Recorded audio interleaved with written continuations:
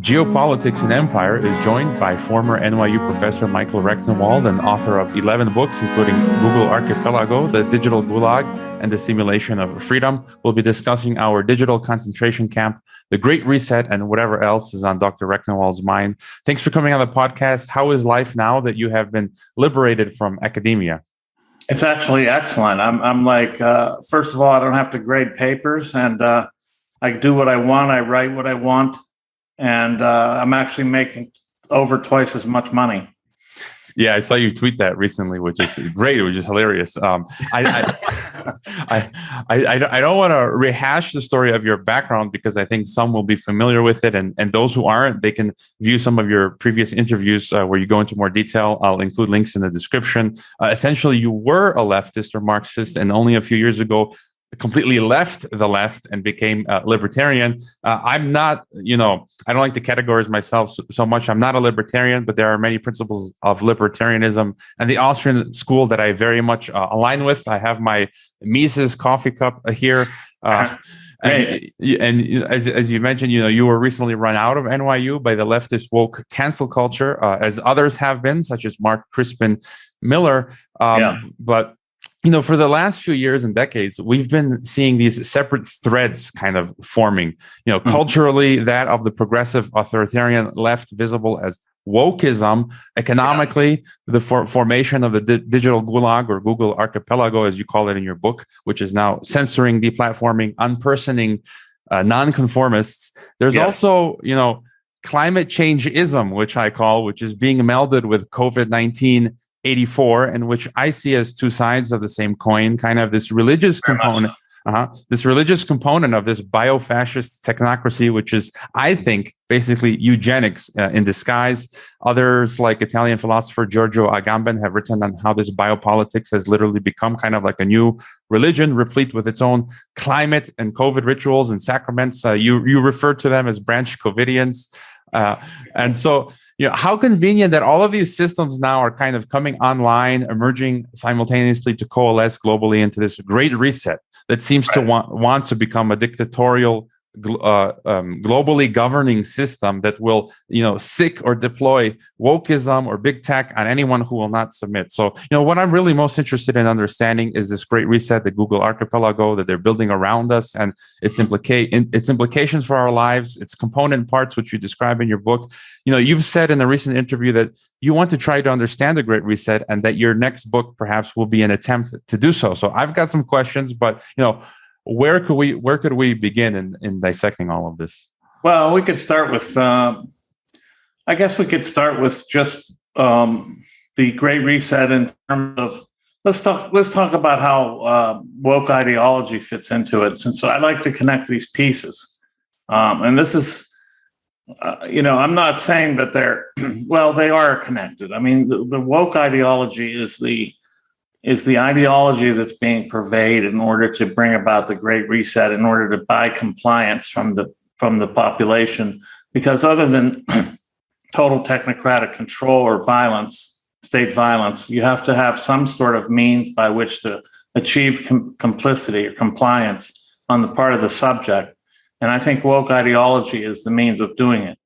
It, of course, came out of the academy and spread, but it's been, I think, it's been adopted, and it's being co-opted, if not completely controlled by the Great Resetters, for lack of a better term, and it's used to habituate the population into believing in their unworthiness to have property, their unworthiness to have rights, their unworthiness to have prospects, because the Great Reset establishes a kind of two-tiered system, a neo-feudalism, with the corporate oligarchs on top and everyone else living under actually existing socialism.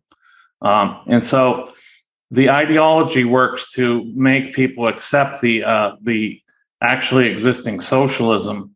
And that's why the Great Resetters use terms like equity, fairness, equality, and they emphasize this need to abolish privilege, and basically we use the whole woke lexicon and the whole woke ideological means to achieve that sort of complicity or compliance, I should say. Yeah, and on this topic then of woke and leftism, myself and many others were trying to figure out, what's the ideology of this great reset. Essentially they want, in your book, you talk about this one worldism. They want a global government. They've been writing about it for a century. I mean, it's in the elites' papers for a century. It's no conspiracy. They'll call us conspiracy theorists, but it's there. And you consider the Google Archipelago to be exclusively leftist totalitarianism. There's people calling it Marxism. There's people calling it fascism, corporatism. The Marxists are calling it this global capitalism. One of my biggest qualms with the left is how, on one hand, they lambast the corrupt state and corporations, but simultaneously look to them for salvation. For example, they'll criticize the military-industrial complex, deep state, the corporations, but then they'll flip around and for example, Robert Kennedy, he says big pharma has been criminally convicted for fraud and murder on most of its drug products. Yet somehow they found Jesus when it comes to vaccines. Okay, right. So what with this like a cognitive dissonance, and in your book you write, quote, big digital leftism represents a particular kind of authoritarian, globalist, identity politics, gender pluralist, transgender, anti-toxic masculinist, anti-cisgender, anti-family, anti-nativist, anti-conventionalist, and anti-traditionalist leftism. So could you talk about, the ideological structure of this Google Archipelago? Yeah. The Google Archipelago is being constructed using all of those precepts, and that is to erode, first of all, the nation state, to erode the family, to erode gender identity, to erode Western all values, but anything that stands as an impediment to it, which would be something like traditional values and all those things, because in order to bring about this one worldism, you have to eradicate, the kind of adhesion to various nationalist projects and so forth. So it's anti-nativist for that reason. The object there is effectively to leave no buffer between the individual and the corporate state. So this should please your leftist listeners, because there is a corporation. Their corporations are involved. They're part of the oligarchy that will be running the show, or that is running the show. And they are in alliance with the state. Really look at China as the model, effectively. You have for-profit corporations, and you have effectively a no middle class in the sense of a civil society of independent producers who are not beholden to the state or to this corporate oligarchy on top. So they don't have that in China, and that's what they need to eradicate across the globe, especially in the first world. And that's been under siege with the COVID crisis, of course, with the destruction of small business and the abrogation of rights.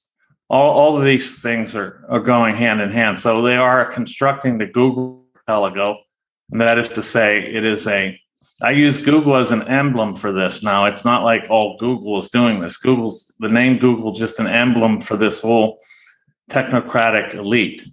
And the internet is, of course, one of their main vehicles, because we're, basically that it's the public square. It's everything that means anything is digital now. So the digital element is really the foundation, and digitality really is what will enable all of this kind of surveillance and control, and the monitoring and the information collection and collation and so forth that will be required to have complete knowledge of everyone's every move, and if not, their innermost thoughts. If we could then, expand on that. That was one of my questions. As you've given us this vision that in your book, Google Archipelago, this dystopian transhumanist technocratic vision the elites have for us. As you said, China is the model. They have the social credit system. In your book, I think you said it's already operating in 50 countries, 50 cities in China with these smart cities. And, right. It's like where every imaginable facet of our virtual and physical lives will be surveilled, quantified, commodified.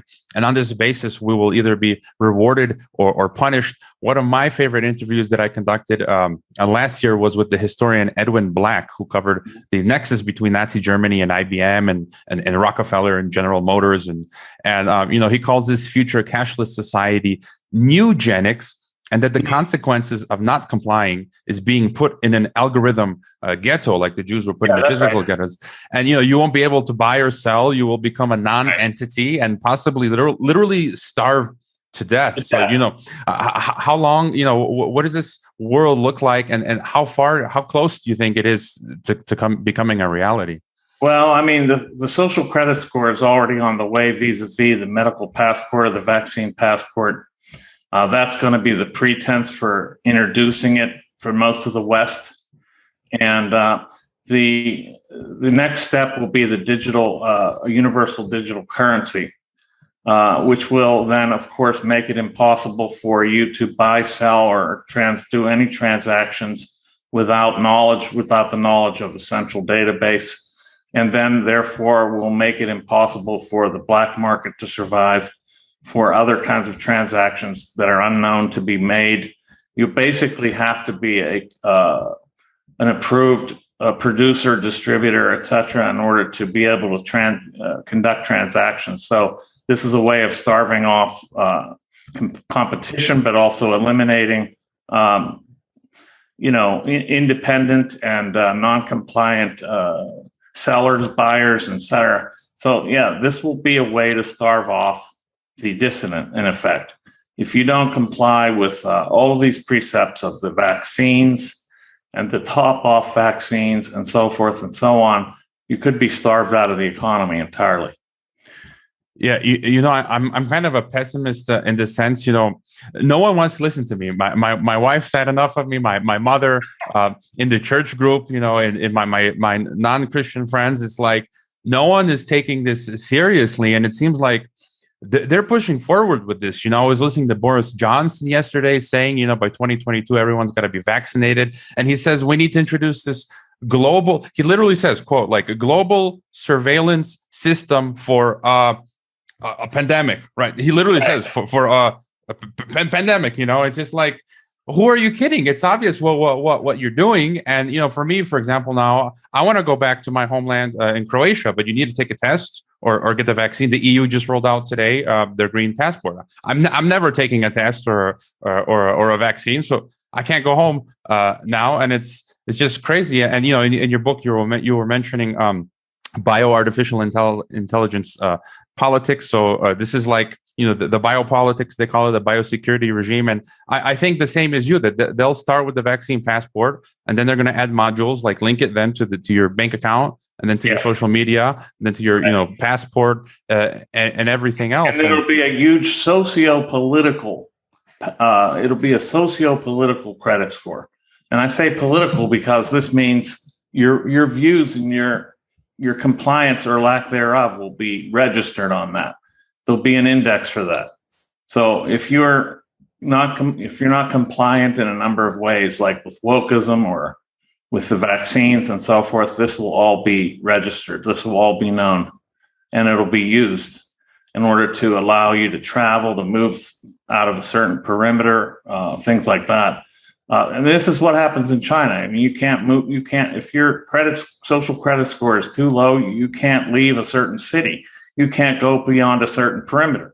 If you do, it immediately sets off alerts.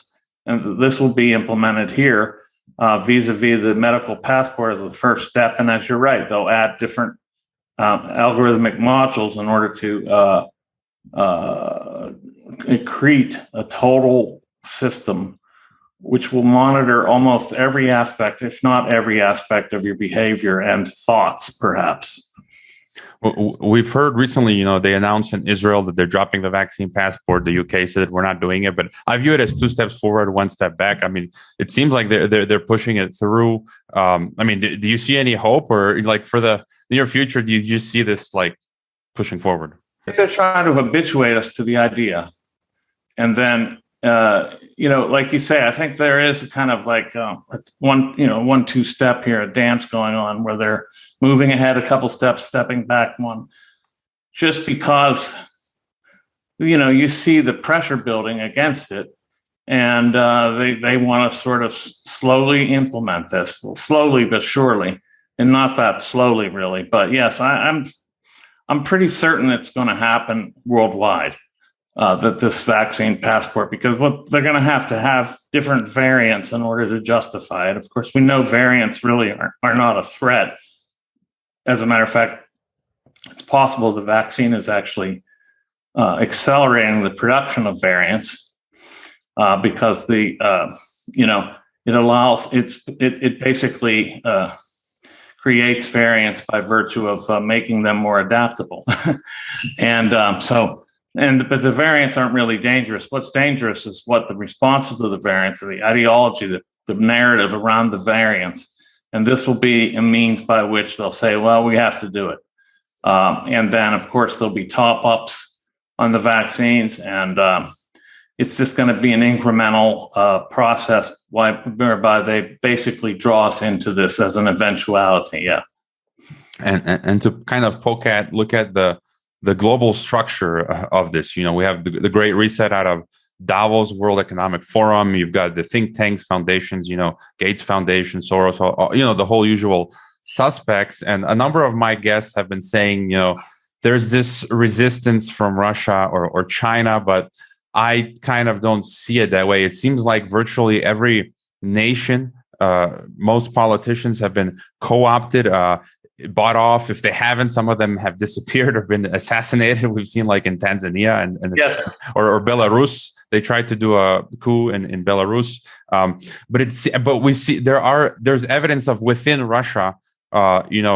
The banking system in Russia seems to be on board. The prime minister spoke at World Economic Forum's cyber polygon exercise. So how you've talked about it's they want a world government, a one world monopoly. Do you see kind of all nations are on board? How do you see the structure? Well, they're networking them together. They're going to network the national governments together. And you see all this kind of language about universal this, that, and the other thing, universal tax, for example, universal corporate tax. These kind of moves are meant to create a kind of one world knitted up system. A global network, global corporate tax, for example, would just destroy non-oligarchical corporations by virtue of making it too expensive to operate. It will just further monopolize the top tier. And they're using the ESG score this way, of course. The environmental, social, and governance score. It's like a social credit score for corporations. And Larry Fink, the CEO of BlackRock Inc., which is the largest asset manager in the world, wrote a letter to all CEOs. Effectively, all the major CEOs received it. And it effectively said, if you don't comply with this ESG index, you're not going to get investments. We're going to direct them elsewhere. So this is a way to keep starving off certain industries and certain producers, so that then it creates more coalescence at the top, less competition, more monopolization. And then the monopolies necessarily have a vested interest in the state and being effectively part of it, or state apparatuses. I consider them to be corporate state apparatuses. They're not really distinct from the state as such.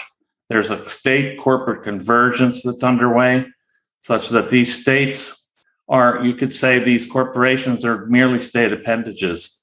And it's hard to say who's the hand and who's the glove.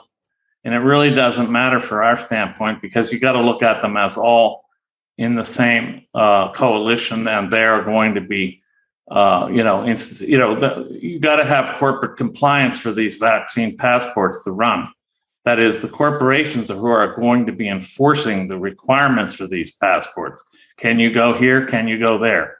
Can you shop there? Can you go, shop there? Can you travel? Can you not? All this will be done through, the airline industry. All of the major industries will be on board on this. So we've kind of fleshed out the big picture here. We've given the skeleton structure, the whole Great Reset.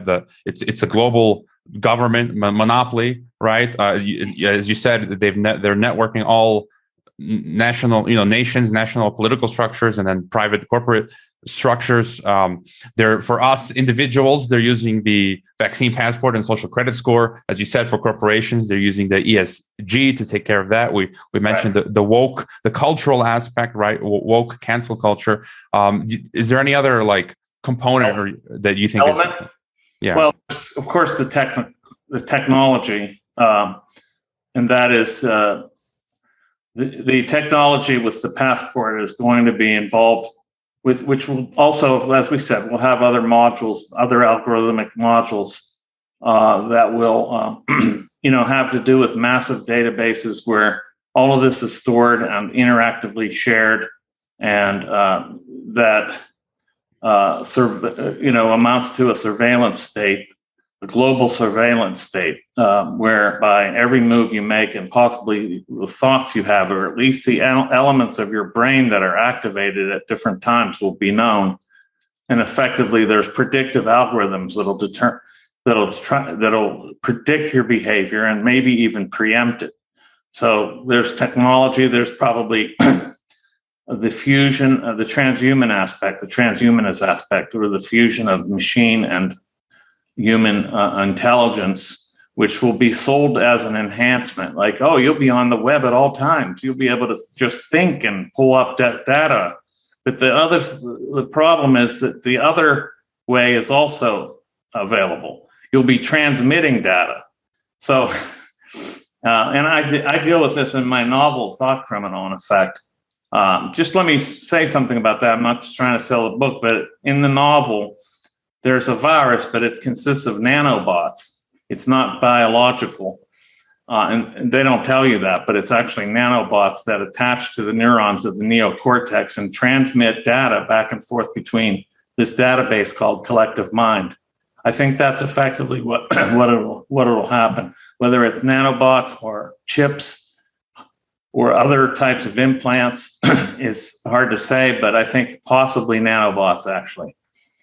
Yeah, I've been looking at some of the facts, the evidence, the science, where there's already people that are chipped, and that some of the problems they have is, since we have this our flesh, and then you have, like you said, the bots, the metal or whatever, and they're trying to find, they can't just merge them together. And there were articles discussing using silicon or whatever kind of gel or something to get them to fuse, to adhere. Yes, whereas nanobots can latch right onto the neurons. They can latch onto the neurons, and then they're gated. So they have gates that open and close, and then receive and transmit data to a central database. This all sounds crazy, but this technology is already underway. I mean, I just watched a video of a military video of this. I guess he's a general, but he works in neurology and neuroscience. And he said all of these tools are at their disposal. And of course, he pretends like it has to do with outside forces using them against us. But what is the outside force here? What about the inside force and the use by the state on the actual individual or the subject? I think that's well on the table here. I think another important point you make in your book, you talk about simulated reality. You talk about Russiagate as their first kind of simulated reality or fictional narrative creation. I see it on my podcast, Social Media, as I try to push out what I think is the truth, the true narrative, and all sorts of things happen. There's censorship, there's bots, probably government agents commenting and doing things to alter my narrative, to see doubt with listeners and make it appear to other viewers that I'm, off the reservation. But, I think we're seeing the simulated reality. We have now QAnon, the flat earth phenomenon, which I think is just they're trying to see, they're testing this to see how many people they can get to believe in these false narratives. Right. I think QAnon could have been floated as a kind of CIA psyops operation in order to discredit any kind of counter narratives, and to, there's also a meme war on underway, of course, with the standard memes of conspiracy theorists and other types of memes that are completely, constantly bombarded at us. So it's a mental battlescape that's being constructed. And they talk about the brain as the ultimate battle space, where they're talking about interrupting thoughts and changing thoughts vis-a-vis technology. So all of this is on the table. But it's right now they're using sort of low tech. Well, it's somewhat low tech. I mean, it's being propagated through the internet, these memes. And that's another part of the puzzle. Yeah, I think another down the line fictional narrative that they're going to run is the whole UFO alien thing. Mark Crispin Miller gave a speech last weekend. He thinks it's going to happen by this summer before the fall, but I think they're preparing us for that. I personally don't believe in extraterrestrials, but I think they're going to use that. You write in your book, quote, "Upon assuming power, authoritarian leftists quickly morph into totalitarians," end quote. So, what fate awaits America under the Biden, soon-to-be Harris administration and beyond? Well, I mean, we're being eroded apart. The sovereignty of the nation is being eroded, of course, and our rights are being abrogated. And there's many elements to that, of course. Biden's already conscripting corporations to monitor various platforms in order to report on behavior, because the state is not allowed to do that. So again, they're hiring corporations or outsourcing state apparatuses to continue surveillance and extend it. So I think under Biden, what we're going to see is the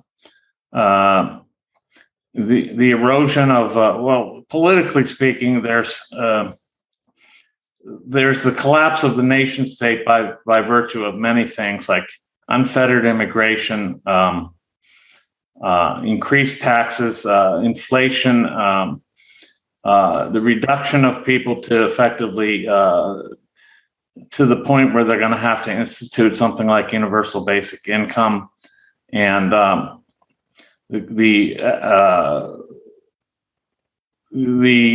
continued use of woke ideology to habituate the privileged into believing they're undeserving of anything, as prospects, property, rights, and so forth and so on. So I think that's what we're going to see by the end of 4 years. If Biden, it won't really be Biden. I put Biden in quotes. I think the country's being run by kind of Politburo.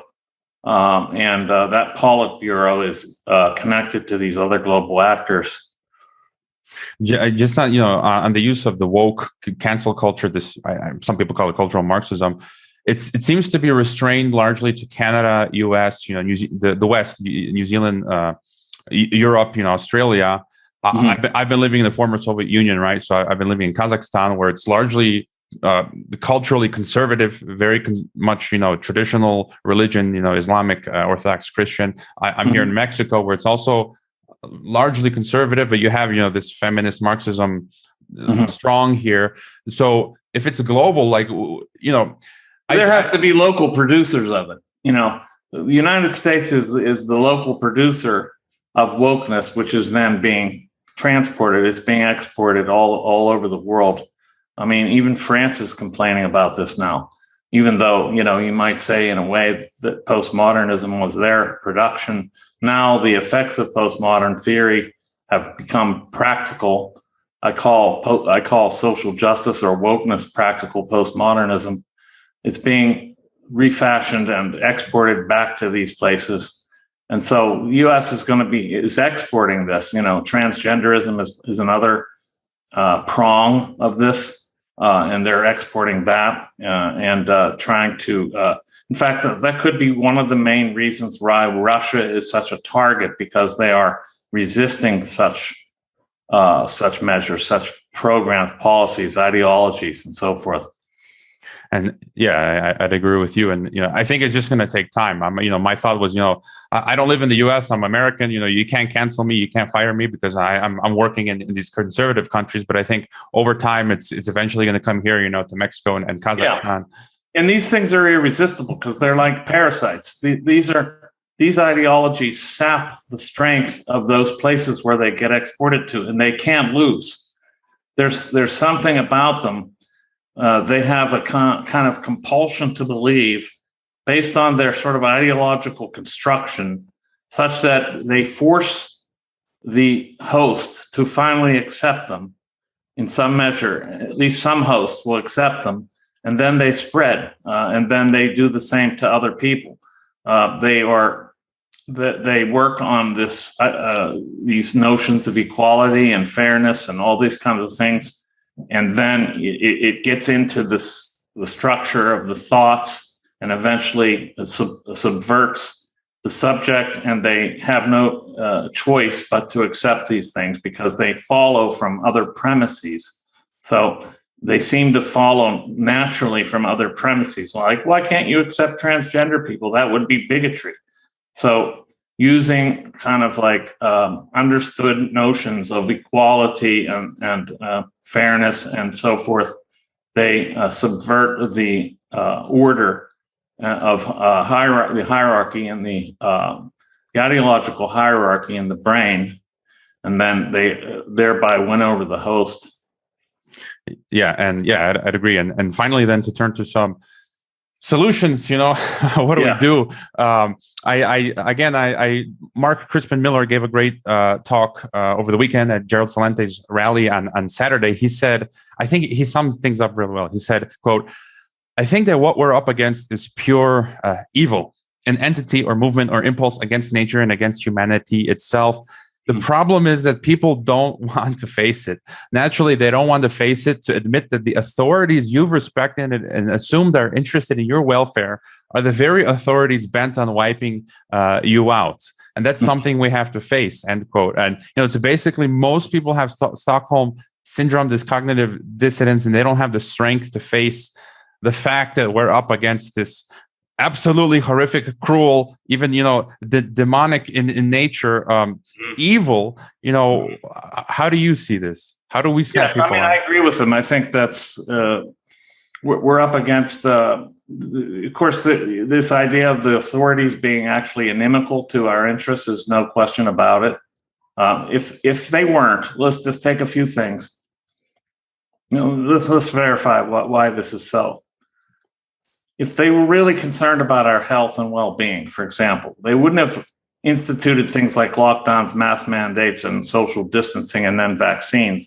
They would have allowed the treatment of COVID vis-a-vis known remedies, not curatives, but definitely remedies like ivermectin and others, hydroxychloroquine and chloroquine, and also steroids and other measures, medical measures. It would allow people to be treated before they became so ill that they had to be hospitalized. But they didn't allow this at all. So they let people die, in effect. They let these symptoms go on, and they did not mitigate them vis-a-vis known remedies. And therefore, this all roads led to the vaccine, right? And the vaccine itself is dangerous, especially for anybody healthy. To take the vaccine is it's crazy. And the vaccine leads to control. So it proves that they have our interest at heart. They don't have our interest in mind here. This is an agenda which is proven itself by virtue of the fact that they don't care about your interest, and they've proven they don't care about your interest. So everything he says is right.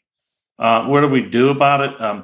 Well, we're doing something right now, and we have to continue to bolster islands of resistance and networks of resistance to fortify economies and social networks of our own outside. I don't mean social networks as in Facebook and Twitter. I mean social networks that are durable, uncancelable, and that that have properties of restoring our rights and also our independence and our autonomy.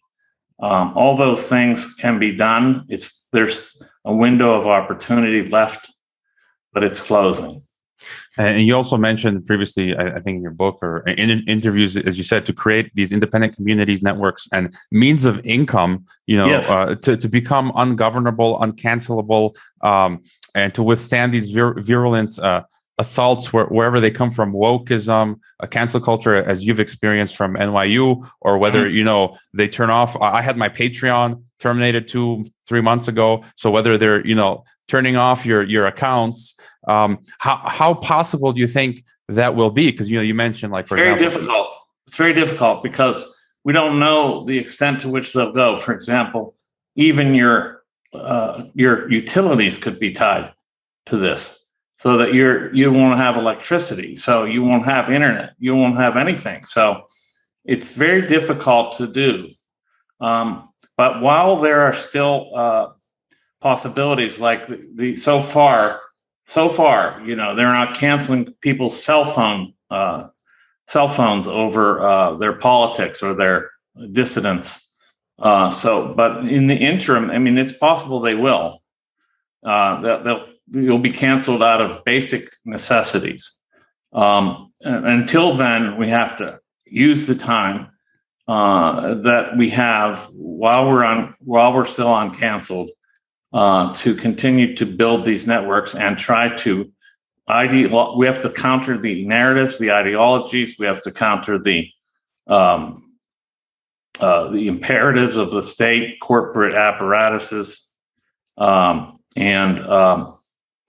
we have to also, we may have to become a germ of liberty that survives for the next generations, because it may be that our rights per se will be gone, but we have to have a vestige to hand down to posterity in order for that to survive. Otherwise, the very ideas of liberty will be lost. And I would agree with you. We do what we can with the window that we have right now, do the most we can. I guess hope that this window continues and things don't get that stark. But I also think that if we just extrapolate and go to the logical conclusion, if this just continues, I've made peace. I'm ready to be thrown in the physical or digital gulag. My grandfather was a Nazi prisoner when World War II. He survived, and it's like I'm already mentally, Yeah. So do you think that if this just goes down that road, we will have algorithm ghetto where everything will be turned off? You literally won't be able to buy food, and you'll quite literally starve to death, or be living in the forest, or maybe they'll even be sending drones after you and be taking you to some encampment. Yeah, that's very possible. You have to face the prospect of what it means to withstand, to reject, to refuse. It might be called a grand refusal, and you may have to face the prospect, the prospects of what that means, and be ready for it, and be willing to do it. All right. Any final thought for us then? Don't give up. And pray, to be honest. I would back that up 100%. And okay, so you are on Twitter, which yes. You often do say in your interviews should have a bigger following. We're all being, shadow banned or whatever. And I try to retweet you often. You have your website, michael@rectenwald.com. All the links will be in the description. Are there any other websites, books, or projects that we should know about? No, everything's on michaelrectenwald.com. I'm in the gestational stage for another work, and I don't know when it'll come out, but just go to michaelrectenwald.com. You'll find all my essays, interviews, books, and so forth. Yeah, contact if you want to contact me. All right, Professor Dr. Michael Rectenwald. Follow him on Twitter. Get his books. Another great dissident standing up to our techno-feudal tyranny. Thank you for setting the example for us, and thanks for being on Geopolitics and Empire. Thank you very much for having me. I appreciate it. I hope you enjoyed this Geopolitics and Empire podcast interview. The website is geopoliticsandempire.com, and I encourage you to sign up for the free email list through which you can receive an update of every new podcast, as well as a long list of key news headlines once a week. We're being heavily censored. YouTube has deleted some of our videos, and we currently have one strike. Patreon has terminated our account. Facebook has restricted our page, and Reddit has been deleting posts. Our favorite social media channels are Telegram and Twitter. The best places to watch the podcast beyond YouTube are on Odyssey, BitChute, and Brighteon. The best places to listen to the podcast are on SoundCloud, Apple, Spotify, Google, or on any other podcast app. To help keep this podcast alive, leave a review on Apple Podcasts and wherever else. Subscribe to all our platforms and leave a donation if possible via Subscribestar, PayPal, Bitcoin, or Ethereum. You can also find us on MeWe, Minds, Gab, Float, VK, LinkedIn, and Instagram. Thanks for listening.